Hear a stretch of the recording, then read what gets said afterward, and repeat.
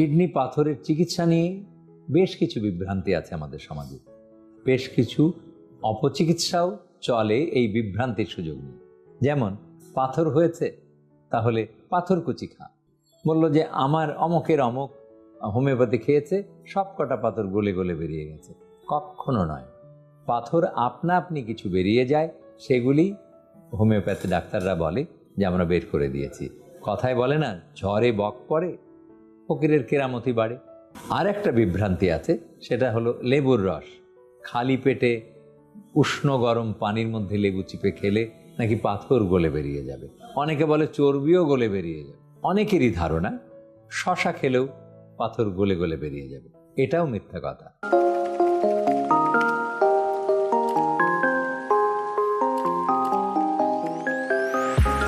Kidney পাথরের চিকিৎসা নিয়ে বেশ কিছু বিভ্রান্তি আছে আমাদের সমাজে। বেশ কিছু অপচিকিৎসাও চলে এই বিভ্রান্তির সুযোগ নিয়ে। যেমন পাথর হয়েছে, তাহলে পাথরকুচি খা। মানে পাথরকুচির পাতা কুচি কুচি করে খেলে যেন 4টা করে নাকি পাথরকুচি খেতে হবে, এবং চিবিয়ে চিবিয়ে খেতে হবে, কোনো রান্না টান্নাও যাবে না। পাথরকুচি চিবিয়ে চিবিয়ে খেলেই তার পাথর কুচি কুচি হয়ে যাবে। কিন্তু একেবারে মিথ্যে কথা, এর কোনো বিজ্ঞান ভিত্তি নেই। কাজেই কখনো পাথরকুচি খাবেন না। এরপরে আসছে হোমিওপ্যাথি ওষুধ। বলল যে আমার অমকের অমক হোমিওপ্যাথি খেয়েছে, সব কটা পাথর গলে গলে বেরিয়ে গেছে। কখনো নয়। পাথর আপনা আপনি কিছু বেরিয়ে যায়, সেগুলি হোমিওপ্যাথি ডাক্তাররা বলে যে আমরা বের করে দিয়েছি। কথায় বলে না, ঝড়ে বক পড়ে, ফকিরের কেরামতি বাড়ে, সেই রকম আর কি। তো কখনোই এই ঝড়ে বক পড়ে, ফকিরের কেরামতি বাড়ের এই তত্ত্বে বিশ্বাস করবেন না, হোমিওপ্যাথিও খাবেন না। এরপরে আসছে যে ধুয়ে মুছে সাফ করে দেওয়া চিকিৎসা। হ্যাঁ, সেটা হলো যে বেশ কিছু আগের আমলের ডাক্তার আছে, সার্জন, তারা হয়তো একটু মফস্বল লেভেলে আছে। অনেক সময় ঢাকা শহরেও তারা চান্স নিয়ে নেয় যে আপনাকে বুঝিয়ে দেয়া হবে, বা রোগী ধরার কিছু অপকৌশল আছে আমাদের দেশে, সেই দালাল বলে আমাদের মফস্বলে। তারা রুগী নিয়ে আসবে এবং রুগীকে বুঝিয়ে বলবে যে ওই ফুটো করলে বা ছিদ্র করলে বা মেশিন দিয়ে বের করলে সবটা তো বের করতে পারবে না, কিছু পাথর থেকে যাবে, অথবা পাথর ভেঙে দিলে ব্রেকিং করলে পাথরের টুকরো টুকরো থেকে যাবে, গুঁড়োগুলি থেকে যাবে। সেখান থেকে আবার নতুন করে গাছ গজায় যেভাবে বীজ থেকে, সেই বীজ থেকে গাছ গজানোর মতন পাথরও গজিয়ে যাবে। আর তুমি যদি কেটে করো, তাহলে পেটটা কেটে ওর ভিতরে ভালো করে দেখে ধুয়ে মুছে সাফ করে দেবে। কখনো না, এটা বিশ্বাসই করবেন না। যারা পেট কেটে করবে, ওখানে ব্লিডিং হয়, আর ব্লিডিং হলে কিডনির ভেতরে চোখে তো দেখা ভালো যাবেই না, তারপরে সব পাথর বেরও করা যাবে না, কারণ ওখানে পাথর কোথায় কোথায় কোনাকাঞ্চিতে লুকিয়ে আছে সেটা দেখার কোনো যন্ত্র নেই। আর যারা ছিদ্র করে বা মেশিন দিয়ে আনবে, তাদের সুবিধা হচ্ছে, সে যখন ছিদ্রপথ দিয়ে কিডনির ঘরে ঢুকলো, তো মনে হবে যে এই একটা বড় সড়ো ঘরের মধ্যে ঢুকে গেছে। তারপরে সে ইচ্ছে মতন আলো দিয়ে বিভিন্ন কোনায় কোনায় গিয়ে পাথর যেখানেই লুকিয়ে থাকুক না কেন, সেখান থেকে ধরে নিয়ে চলে আসতে পারবে। কারণ প্রত্যেকটা পাথরের কণাকে 10 গুণ বড় দেখা যায় এই মেশিনের ভেতর দিয়ে, টেলিস্কোপের ভেতর দিয়ে। কাজেই ওটাই সুবিধা। আর শেষ কথা হচ্ছে যে পাথর তো আবার হতে পারে, আপনি কতবার কাটবেন? আজকে আপনার যদি পাথর হয়, আগামী 5 বছরের মধ্যে, আজকে যদি আমি 100 জনের পাথর বের করে দিই, 5 বছরের মধ্যে 35 জনের পাথর হবে। আগামী 10 বছরের মধ্যে এর শতকরা 50 জনেরই আবার পাথর হবে। আপনি কতবার কাটবেন? এই বছর কাটলেন, 3 বছর পর আবার কাটতে হবে, আবার 10 বছর পর আবার কাটতে হবে। তো আপনি তো কাটা কাটা হয়ে যাবেন। সুতরাং এই এত কাটা কাটা দেহ নিয়ে আপনি কেমনে বাঁচবেন, আর আপনার কিডনি বা কেমনে সুস্থ থাকবে? কাজেই কাটা তত্ত্বে বিশ্বাসী হবেন না, আপনি না কাটা তত্ত্বে যাবেন। পেট না কেটে যত রকম পদ্ধতি আছে, সেই পদ্ধতিগুলি গ্রহণ করবেন।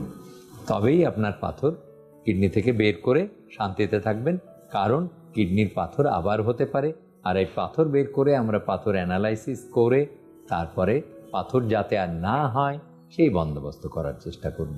আর একটা বিভ্রান্তি আছে, সেটা হলো লেবুর রস খালি পেটে উষ্ণ গরম পানির মধ্যে লেবু চিপে খেলে নাকি পাথর গলে বেরিয়ে যাবে। অনেকে বলে চর্বিও গলে বেরিয়ে যাবে। মানে যারা ডায়েট করে, দেহের ভুঁড়ি কমাতে চায়, তারাও এটা বিশ্বাস করে যে উষ্ণ গরম পানির মধ্যে লেবু চিপে খেলে তার চর্বি গলে বেরিয়ে যাবে, অনেকে বলে যে পাথরও গুঁড়ো হয়ে বেরিয়ে যাবে। দুটোর একটাও এক বর্ণ সত্যি কথা নয়, সর্বৈব মিথ্যা কথা। সেটা হলো উষ্ণ গরম পানিতে যদি আপনি লেবু চিপে দেন, তাহলে ভিটামিন সি যেটুকুন ছিল আল্লাহ তাআলা এই ফলটার মধ্যে যে আপনার উপকারী অ্যান্টিঅক্সিডেন্ট ভিটামিন সি দিয়েছিল সেটা নষ্ট হয়ে যাবে। তারপরে সেই পানি খেলে কি হবে?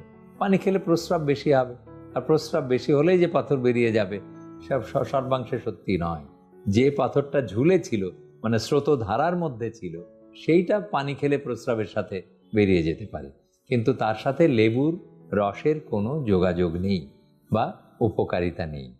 লেবুর রস আপনি খেতে পারেন অ্যান্টিঅক্সিডেন্ট হিসেবে, অথবা ভাতের সাথে খেলে বেশ স্বাদই লাগে, মাংসর উপর দিয়ে খেলে বেশ কাবাব কাবাব লাগে, সেটা আপনি খেতে পারেন। কিন্তু আপনি কখনোই ভাববেন না যে লেবুর রস খেলে আমার পাথর গুঁড়ো হয়ে বেরিয়ে যাবে। অনেকেরই ধারণা শশা খেলেও পাথর গলে গলে বেরিয়ে যাবে, এটাও মিথ্যা কথা।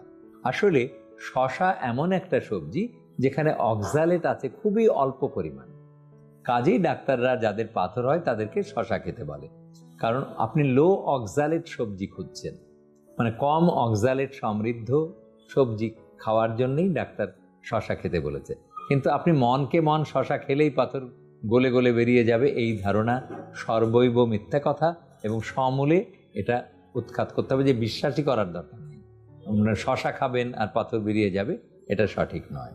আর সর্বশেষের তথ্যটা হচ্ছে কিডনির পাথর বারবার হতে পারে, কাজেই কখনো আপনি আপনার ডাক্তারের ঘাড়ে দোষ চাপাবেন না যে এই ডাক্তারের কাছে চিকিৎসা করেছি জন্যেই পাথর আমার হচ্ছে, কাজেই এই ডাক্তার আর নয়, আর এক ডাক্তারের কাছে যেতে হবে।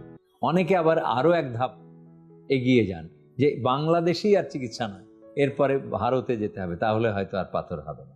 বাইরে ইন্টারন্যাশনাল স্টাডি বা আন্তর্জাতিক স্টাডি হচ্ছে কিডনি রিকারেন্ট ডিজিজ বারবার হতে পারে, এবং 5 বছর পরে শতকরা 35% রিকারেন্স হয় বা হতে পারে, 10 বছরের মধ্যে শতকরা 50 জনেরই আবার পাথর হতে পারে। আর অক্সালেট আমাদের দেশে এত বেশি আছে সব সবজির মধ্যে যে বারবার অক্সালেট পাথর হয়। কাজেই নিজে ঘাম ঝরিয়ে দেহের পরিশ্রম করুন বা ব্যায়াম করুন, ঘাম ঝরানো পরিশ্রম বা ঘাম ঝরানো ব্যায়াম, তারপরে পরিমিত আহার, অক্সালেট কম, মানে অল্প সবজি, অল্প প্রোটিন এবং আপনার প্রয়োজন অনুযায়ী কার্বোহাইড্রেট বা ভাত রুটি, তাহলেই দেখবেন আপনি পাথর থেকে মুক্ত থাকছেন। নিয়মিত স্বাস্থ্য বিষয়ক পরামর্শ পেতে আমাদের চ্যানেলটি সাবস্ক্রাইব করুন এবং বেশি বেশি লাইক ও শেয়ারের মাধ্যমে সবাইকে আমাদের সাথে সংযুক্ত হওয়ার সুযোগ করে দিন।